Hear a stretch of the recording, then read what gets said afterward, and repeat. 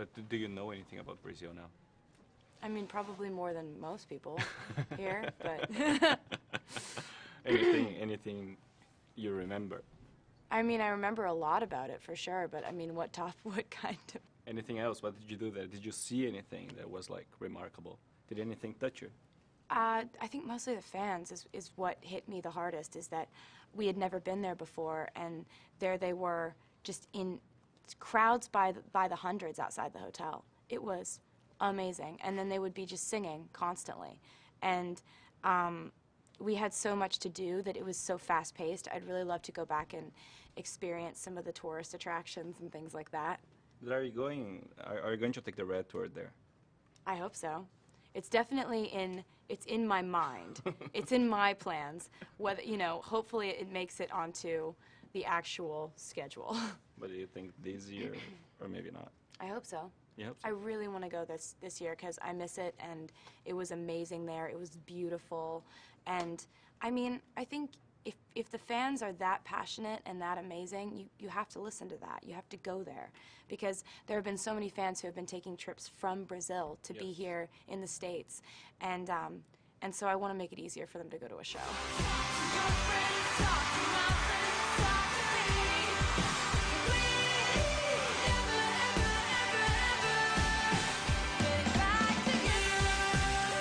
Yeah, and I think because I don't go out and because I'm not much of a train wreck, people are looking for there to be some sort of dramatic angle to my life. Like, ooh, she did this. Ooh, she did that. And there's just not much to, I mean, there's not much to find.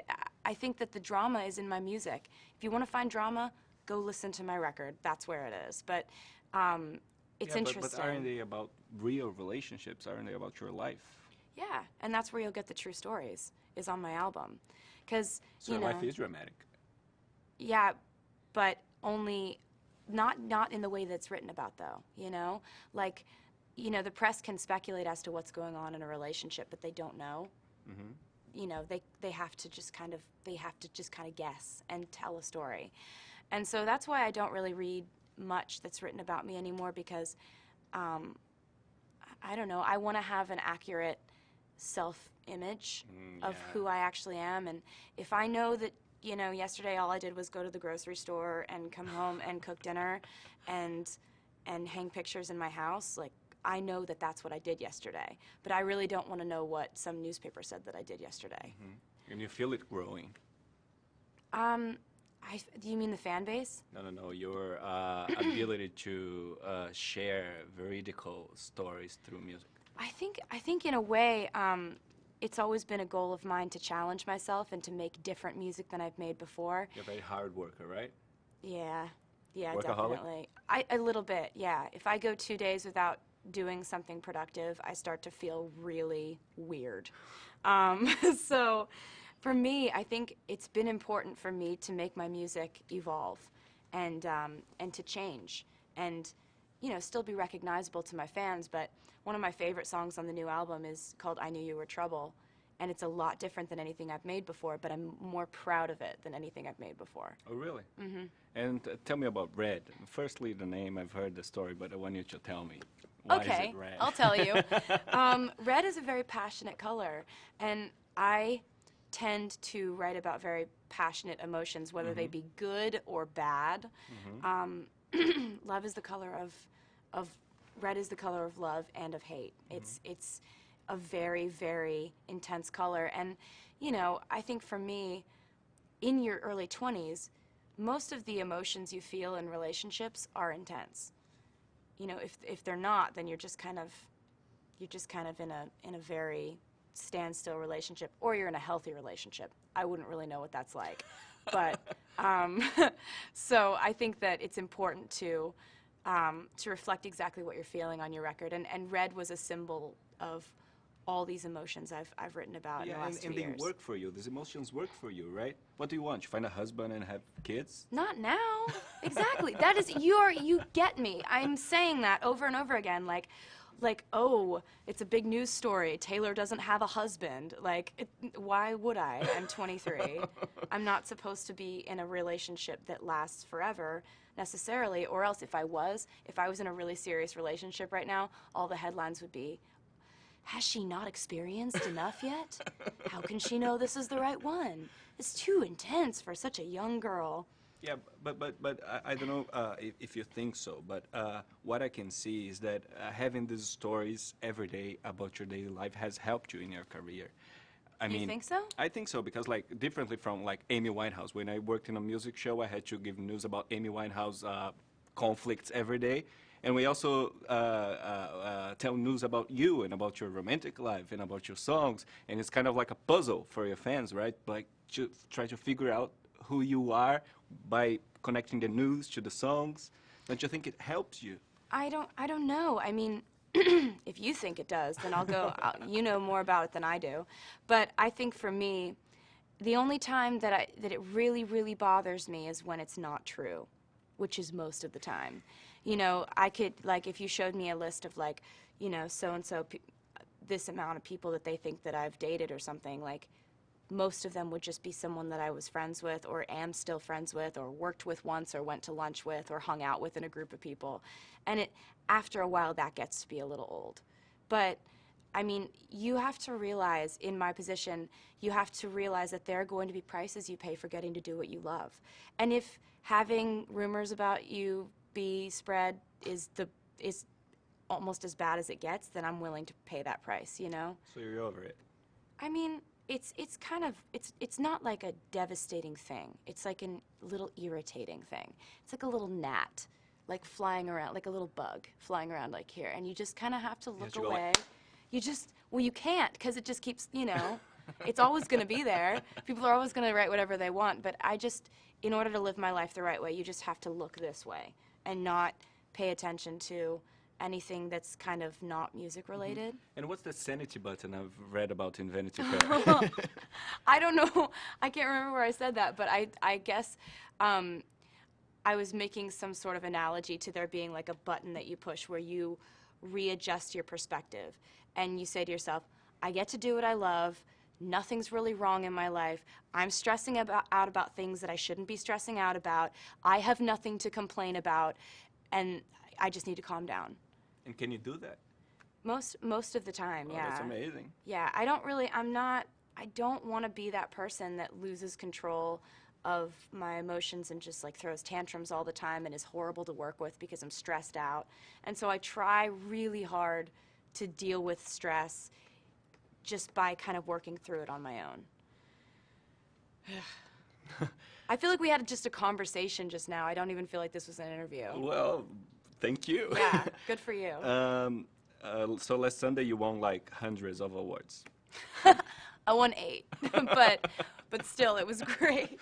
How do you feel about the awards? Like, do you still feel like, oh my God, I got an award? Or It's amazing. I feel like, you know, there's never a guarantee that you're ever going to win another award ever again. So to win 8, do you really think that? nothing's guaranteed. The next 5 minutes of our lives isn't guaranteed. Yeah, true. And I think part of living your life to its actual fullest is looking around you and being appreciative for what exists right now. I think, you know, I get really, really excited and really happy, and it makes me really appreciative whenever I get to win awards because, especially with the Billboard Awards, that's actual album sales that determined that award, and all 8 of them, you know, and so I think it's important to celebrate when you have something to celebrate. Yeah, it must be awesome. Yeah, it was awesome. And what about, like, you were one of the youngest to get a Grammy, right? Yeah, that's what they say. And, how did it feel like going there and getting that? I think, you know, being the youngest person to ever win Album of the Year at the Grammys was one of the. It's been the greatest triumph of my life. You know, and after that, you have all these questions of okay, what comes next? And I'm just very happy that we were able to make albums 2 now since that album that I'm even more proud of than the last one. You know, with this album Red, I'm so happy with the way that it turned out, and I'm so appreciative of the things I've been given in the past, but also so excited about what's happening now with this record. But do you think you're leaving country behind and becoming each time more pop? I don't think about it as far as deserting somebody and leaving behind one genre. I think about it as musical experimentation. I think it's a lot easier to stay the same than it is to change, but there can be such greater payoffs by challenging yourself. And, you know, just because you use different instruments and just because you write songs with a different structure than you've written before, it doesn't have to be this big crime. You know, it doesn't have to be this big it's thing. not. And I'm very thankful because it hasn't been a big thing.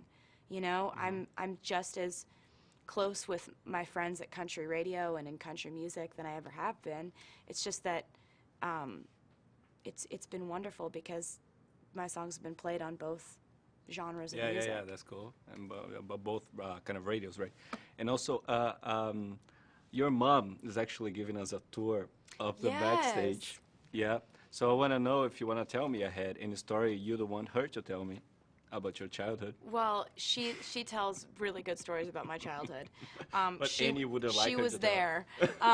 But you know, I think that for me, every night on tour we have VIP groups backstage, radio winners, people like that, and we have my mom give them a backstage tour to show them what goes on behind the scenes, and that's what you guys are about to see. So I hope you have fun. Yeah, but is she like a proud mom? What is she like? She's so sweet and kind and down to earth, and you'll love her. And she's never been she wasn't like a stage mom. She Okay. just, you know, I love doing this, and so she was always there to support me through it. But is there any story of her childhood you wouldn't want her to tell me? I don't know. Like a silly story. I mean, Well, everybody has one. probably. But I'm sure she'll tell you some silly ones, though. Okay. You know, she's nice like that. All right. What else could we talk about? What do you want to talk about now, since we're having a conversation on not an interview? I mean, I don't know. I mean, I'm really stoked to play a stadium show in Dallas tonight. Really happy about it. There's Are going you to be nervous a about lot it? of people. I saw you were like this with your leg before. I get a little bit anxious before shows because, you know, for stadiums, you have to change a little bit of the choreography, you change a little bit of the blocking, and so I'm just kind of going through in my head and making sure that I remember everything. Well, like what choreographies and... Well, okay, so a stadium, the stage is 10 feet longer, so the amount of steps you have to take have to be wider and faster in order to get where you're going at the Okay. right time. Stuff like that. It's Wow, just that doing. must be hard, yeah. It's just doing kind of the math in your head. You have the age of a girl that has... you grew up with the internet, right? And when you had the MySpace page, it helped you a lot in the beginning of your career. Yeah. But when you open the computer nowadays and you go on the internet, what do you do? I shop on websites and I buy dresses, and I kind of I'll go and check Twitter and check Facebook. I buy dresses. I don't buy a lot of stuff on the internet, but Well, it's good that you can buy on the internet because you're like so thin oh, that anything will fit you. thank you for saying that. That's nice. Isn't it true? It's also a good thing to do when you're bored. Oh, I go on YouTube and I watch videos of kittens. Oh, you So do. that happens You and the too. rest of the world. Yes, Anything else? Any other video on YouTube? puppies. Thank you very much. Thank you. Thank you so much. It was very nice so meeting much. you. You're awesome.